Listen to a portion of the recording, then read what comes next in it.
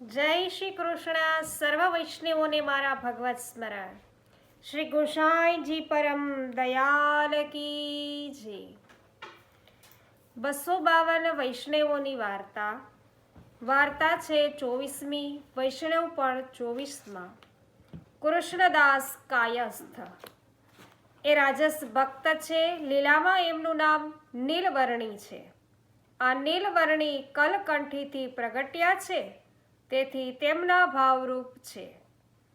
તેમનો જન્મ પટણાથી 10 કોશ દૂર આવેલા એક ગામમાં એક કાયસ્થને ત્યાં થાય છે. એ કાયસ્થ એક યવનને ત્યાં ચાકર હોય છે. તે પરગણો કમાતો હોવાથી મલેચ્છની ખૂબ કૃપા દ્રષ્ટિ તેના પર રહે છે. કૃષ્ણદાસ 30 વર્ષના થાય છે ત્યારે તેમના પિતાનું દેહાવસાન થાય છે અને આ મલેચ્છ તેના સ્થાને કૃષ્ણદાસને ચાકરીએ રાખે છે. આમ તેઓ પિતાના પેગડામાં પગ મૂકે છે. એ પછી પેલો મલેચ્છ કેટલાક દિવસો બાદ તેમને કોઈ કામસર દિલ્હી મોકલે છે અને તેમને ત્યાં એક મર્યાદા માર્ગી વૈષ્ણવનો સંગ એને થાય છે. તમે મથુરા વૃંદાવનમાં દર્શન કર્યા? એવો પ્રશ્ન તે તેમને કરે છે, જેથી તેઓ હું આ મુલક એટલે કે પ્રદેશમાં પહેલી વાર આવ્યો છું એમ જણાવે છે. તેથી પેલો વૈષ્ણવ મથુરામાં જઈ અને યમુના સ્નાન અવશ્ય કરવું જોઈએ. એ વિના મનુષ્ય જન્મ સઘળો વૃથા છે. તેથી તમે અહીં સુધી આવ્યા છો તો મથુરા વૃંદાવનમાં દર્શન કરી શ્રી યમુનાજીમાં સ્નાન કરીને તમારો જન્મ છે એ સાર્થક કરો એમ તેમને કહે છે. એથી કૃષ્ણદાસ ત્યાંથી મથુરા આવે છે અને મથુરામાં તેઓ શ્રી યમુનાજીમાં સ્નાન કર્યા પછી ગોકુળ વૃંદાવનમાં થઈ અને ગોવર્ધન આવે છે. ત્યાં માનસી ગંગામાં સ્નાન કરીને ત્યાંથી તેઓ ગોપાલપુર આવે છે. પર્વત પર જઈને શ્રી ગોવર્ધનનાથજીના દર્શન તેઓ કરે છે. ત્યારે શ્રી ગુસાઈજી ગોવર્ધનનાથજીની રાજભોગ આરતી કરતા હોય છે. કૃષ્ણદાસને તેમના દર્શન થાય છે અને દર્શન કરતા જ તેમના મનમાં શ્રી ગુસાઈજીના સેવક થઈએ તો સારું એમ થાય છે. પછી શ્રી ગુસાઈજી સિન્નાજીને અનુસર કરાવીને પર્વતથી નીચે પોતાની બેઠકમાં પધારે છે. કૃષ્ણદાસ ત્યારે તેમને મહારાજ મને સેવક કરો એવી અરજ કરે છે. તેમની દીનતા જોઈને તેઓ સ્વયં તેમને નામ સંભળાવે છે. પછી તેઓ તેમને કાલે શ્રીનાથજી સમક્ષ નિવેદન કરાવીશું અને વ્રત કરી કાલે સવારે સ્નાન કરીને જલ્દી આવજો. પછી તેઓ બીજા દિવસે તેમને શ્રીનાથજીના સમક્ષ છે એ નિવેદન કરાવે છે.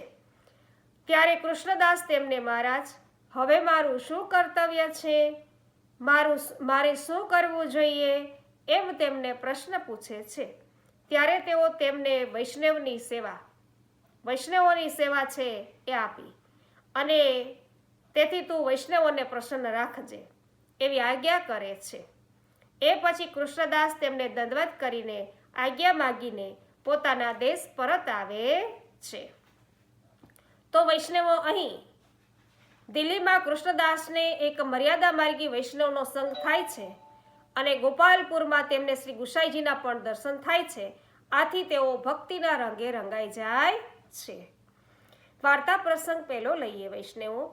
આ કૃષ્ણદાસ એક મલેચ્છને ત્યાં ચાકરીએ રહે છે અને એમની પાસે કોઈ વૈષ્ણવ આવે તો તેને સરકારમાં ચાકરીએ રાખવાની તેઓ તેને કામ સોંપે છે અને કોઈ વૈષ્ણવ છે એ ચાકરી નહીં કરે તો તેને ગાંઠનું દ્રવ્ય વેપાર કરવા માટે તેઓ આપે છે. જો કોઈ બીજા દેશમાં જવા માટે દ્રવ્ય માંગે તો તેને દ્રવ્ય આપે છે. તેઓ કોઈને ઇનકાર કરતા નથી, ના પાડતા નથી. એ વૈષ્ણવો પાસે લખાણ તો લખાવી લેતા પણ દ્રવ્ય આપીને કોઈની પાસે માંગવાની આદત તેમને નથી. આમ કરતા કેટલાક દિવસ પસાર થાય છે. પછી મલેચ્છ તેમને કેદખાનામાં પૂરે છે. કોને? કૃષ્ણદાસને. પછી ત્રીજા દિવસે તેમને પોતાની પાસે બોલાવીને 20,000 રૂપિયા છે એનો દંડ પેટે તેમની પાસે માંગે છે.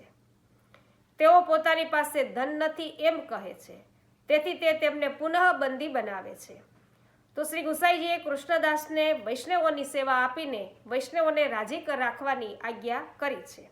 તેથી તેઓ તેની પાસે અવારનવાર જે કોઈ આવનાર વૈષ્ણવ હોય એને સરકારમાં ચાકરીએ રખાવી દે અને કામ પણ અપાવે. તો ચાકરી કરવા નહીં ઈચ્છતા વૈષ્ણવોને તેઓ ગાંઠનું ધન છે એ વેપાર માટે પણ આપતા. પરદેશ જવા ઈચ્છતા વૈષ્ણવોને પણ દ્રવ્ય આપી અને તેઓ વૈષ્ણવની સેવા કરતા. આમ તેઓ પોતાના ઈષ્ટ સેવ્ય શ્રી ગુસાઈજીની આજ્ઞાનું પાલન કરે છે. ધન આપતી વખતે તેઓ લેનાર વૈષ્ણવ પાસે લખાણ તો લખાવી લે છે, પણ ધન છે એ પરત કરવાની માંગણી તેઓ કોઈ પણ વૈષ્ણવ પાસે ક્યારેય પણ કરતા નથી.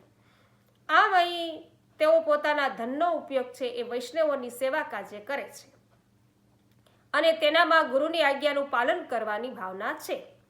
તેઓ આપેલું ધન વૈષ્ણવ પાસે પરત માંગતા નથી. એ બાબત તેમને ધનનો લોભ નથી, ધનનો સંગ્રહ કરવાની વૃત્તિ એમની નથી એમ દર્શાવે છે. એ ઉપરાંત ભક્તિ માર્ગ તો ખાંડાની ધાર જેવો છે. એ માર્ગે ચાલનારને ડગલે પગલે મુશ્કેલીઓનો સામનો કરવો પડે છે. આમ છતાં એ માર્ગથી વિચલિત નહીં થનાર જ સાચો ભક્ત કહેવાય છે.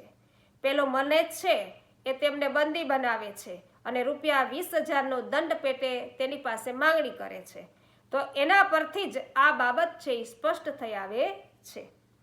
કેટલાક દિવસ પછી કૃષ્ણદાસનો પુરોહિત એ બંદીખાનામાં તેમની પાસે આવીને તમે કેમ બેસી રહ્યા છો એમ તેમને પૂછે છે. મલેચ્છ દંડના ₹20,000 માગે છે એમ તેઓ તેમને કહે છે. તેથી તે તેમને તમે એ આપી કેમ નથી દેતા એવો પ્રશ્ન કરે છે. જેથી તેઓ તેને કહે છે કે તેને ક્યાંથી આપું, મારી પાસે ધન છે એ ધન તો છે નહીં. તેથી તે તેમની પાસે ₹25,000-30,000ના લખાણપત્રો તો છે કે જે બીજા લોકોને આપ્યા છે એના લખાણપત્રો તો છે, તો તમે તેમાંથી કેમ આપતા નથી એમ પૂછે છે. આથી તેઓ તેને એ લખાણપત્રો એ કે ક્યાં છે એવો પ્રતિપ્રશ્ન સામો પ્રશ્ન કરે છે. એથી તે તેમને એ બધા તો પોતાની પાસે હોવાનું જણાવે છે. તો તેઓ તેને એ લઈ આવો. તમે એ કે ઠીક યાદ અપાયું. વળી પોતાને ઠંડી બહુ લાગે છે, તેથી તમે અંગીઠી પણ લઈ આવજો એમ પણ કહે છે. એથી એક અંગીઠી લઈને આવે છે અને પછી લખાણપત્રો મગાવીને તેઓ તેમને તમે કે સ્નાન કરીને મારી પાસે આવો ત્યાં સુધીમાં હું આ લખાણપત્રો છે એ વાંચી રાખું છું, પછી તમે જે કે દરબારમાં આપી આવજો. તો ભક્તિ માર્ગમાં અનેક મુશ્કેલીઓ આવે છે, પણ શ્રી પ્રભુ જેમાંથી બહાર નીકળવાનો માર્ગ છે એ કોઈને કોઈ રીતે દેખાડે છે. અહીં પણ કૃષ્ણદાસનો પુરોહિત છે એ તેમના લખાણપત્રોની યાદ એમને અપાવે છે અને એમાંથી દંડ ભરવા એને સૂચવે છે. વળી કેદખાનામાં કૃષ્ણદાસને બહુ ઠંડી લાગે છે. અહીં કેદખાનામાં કેવી મુશ્કેલીઓ વેઠવી પડે એ પણ જણાવ્યું છે. એ પછી પુરોહિત સ્નાન કરવા જાય છે. કૃષ્ણદાસ એ લખાણોને વાંચીને અંગીઠીમાં પધરાવતા જાય છે. આમ એ બધા લખાણપત્રોને સળગાવી દઈને ચૂપ થઈને બેસી રહે છે. પછી પુરોહિત સ્નાન કરીને તેમની પાસે આવે છે અને પેલા લખાણપત્રો માગે છે. હું દરબારમાં જઈને તે આપી આવું. તેથી તેઓ તેને અરે અધર્મી, તે તો એ કે પહેલા જ કે મારો ધર્મ ખોયો, પણ પ્રભુ મારો ધર્મ કેમ કે ખોવા દે? પ્રભુ મારો ધર્મ છે એ હું કેમ ખોવું? તે આ સમયે લખાણપત્રો જાળવી રાખ્યા અને તને એ લખાણો આપીને હું વૈષ્ણવોને સતાવું, એટલે વૈષ્ણવો પાસે અત્યારે પૈસાની માંગણી કરું એ લખાણ લઈને એમ. અને હું શું એ કે સુખ પામું તો મારા એક દેહને ખાતર અનેક વૈષ્ણવોને સતાવે તો એ વૈષ્ણવોના શ્રાપથી મારો ધર્મ છે નષ્ટ થત. હવે તો મારા દેહનો ભોગ પૂરો થશે ત્યારે છૂટીશ, નહીતર આ દેહ છૂટશે તોય મારો ધર્મ તો નહીં જાય. આમ કહીને તેઓ તેને વિદાય કરે છે અને પોતે ત્યાં બેસી રહે છે. તો જ્યાં પુરોહિત સ્નાન કરવા ગયા વૈષ્ણવો એ દરમિયાન કૃષ્ણદાસ છે એનું હૃદય પરિવર્તન થાય છે અને તેને થાય છે કે આ લખાણો દરબારમાં આપીને વૈષ્ણવોને કંઈ સતાવાય. એ તો શ્રી ગુસાઈજી છે એની આજ્ઞાનો ભંગ થયો કહેવાય.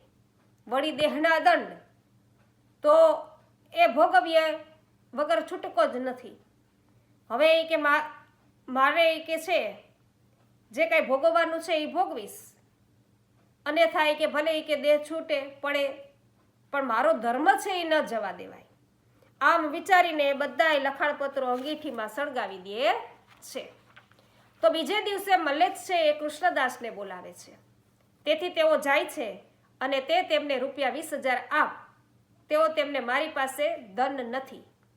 પછી તે સમયે કૃષ્ણદાસની બેડી કઢાવી અને સરપાવ કઢાવી મલ્લેશ તેને પરગણે મોકલે છે. ફરી તેઓ સારી રીતે પરગણું છે એ કમાવા લાગે છે. તો આ વાર્તા છે વૈષ્ણવો, એનો આશ્રય તો એ છે કે ભગવત ધર્મમાં દ્રઢ વિશ્વાસ રાખવો. ભગવત ધર્મ આગળ છે એ દેહ આદિનું સુખ તુચ્છ કરી અને જાણવું. દુઃખ પડે છતાં પોતાનો ધર્મ નહીં છોડવો. જીવ ધર્મ નહીં છોડે તો શ્રી ઠાકોરજી એની વરાહ કરે, વહારે આવે. તો શ્રી ઠાકોરજી તો પોતાના અનન્ય ભક્ત છે એનું દુઃખ છે એ સહી શકતા નથી, કેમ કે શ્રી ઠાકોરજીનો સ્વભાવ કોમળ છે. તેથી જીવ છે એ જીવે છે અનન્ય વ્રત કરવું, અનન્ય વ્રત છે એ રાખવું જોઈએ. અને એમનો જ વાર્તા પ્રસંગ બીજોય છે વૈષ્ણવો. કેટલાક દિવસે શ્રી રૂક્ષ્મણી બહુજીની ખબર છે, વાત સમાચાર કૃષ્ણદાસ જાણે છે. ત્યારે તેઓ મનમાં ખૂબ દુઃખ પામે છે અને પછી ક્ષોર કરાવીને વાળ કઢાવીને તેઓ સ્વગત વિચારે છે કે હવે આ દેહ રહી એ કશો કામનો નથી, તેથી આ દેહ છૂટે તો સારું. વળી પોતે આપઘાત કરવો એ પણ ઠીક નથી.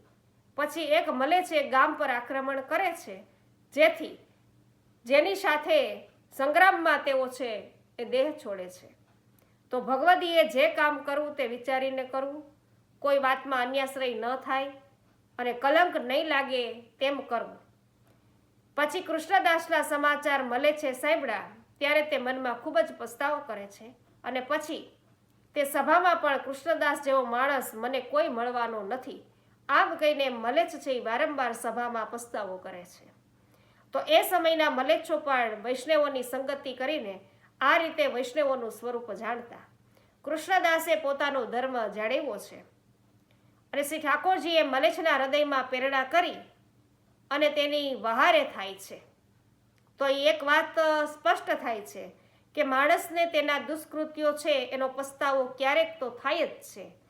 કૃષ્ણદાસના દેહ છૂટ્યાનું જાણીને તેને ચાકરીએ રાખનાર મલ્લેશને પણ પસ્તાવો થાય છે. અને બીજી મહત્વની વાત એ છે કે જો માણસ પોતાનો ધર્મ જાળવે તો શ્રી ઠાકોરજી પણ તેને મદદે આવે છે.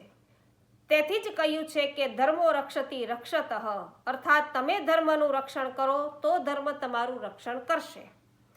આ કૃષ્ણદાસ શ્રી ગુસાઈજીના આવા કૃપાપાત્ર ભગવદીય હતા.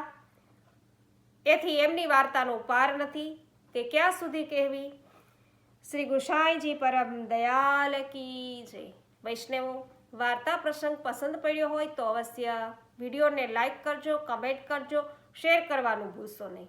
હજુ સુધી પુષ્ટિ સત્સંગ ચેનલને સબસ્ક્રાઈબ ન કરી હોય તો અવશ્ય કરી લેજો, જેથી અવનવા સત્સંગો તમને પ્રાપ્ત થતા રહે. આવા અન્ય સત્સંગો સાંભળવા માટે સ્ક્રીન ઉપર લિસ્ટ આપેલ છે તેના પર ક્લિક કરજો. જય શ્રી કૃષ્ણ.